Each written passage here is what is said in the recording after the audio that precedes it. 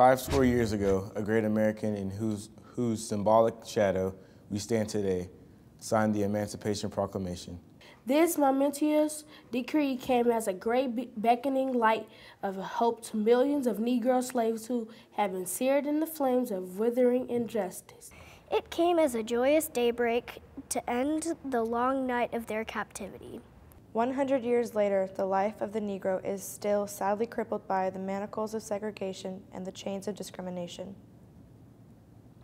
We all have come to this hallowed spot to remind America of the fierce urgency of now. Now is the time to change racial injustice to the solid rock of brotherhood.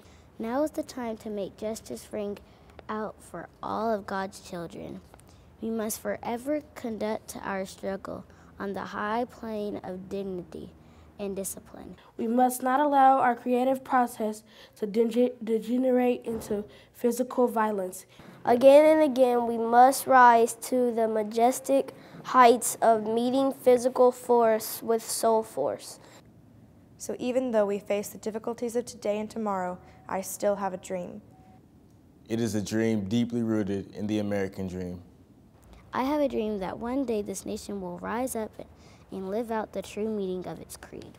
We hold these truths to be self-evident that all men are created equal.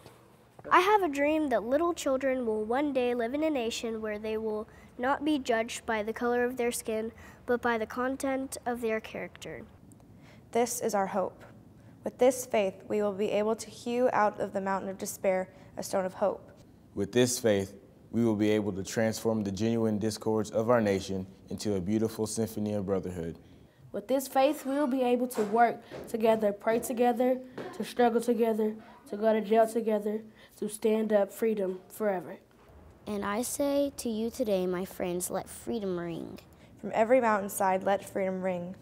When this happens, when we allowed freedom to ring, when we let it ring from every village and hamlet, from every state and every city, we will be able to speed up that day when all of God's children, black men and white men, Jews and Gentiles, Protestants and Catholics, will be able to join hands and sing in the words of the old Negro spiritual. Free at last, free at last. Thank God Almighty, we're free at last.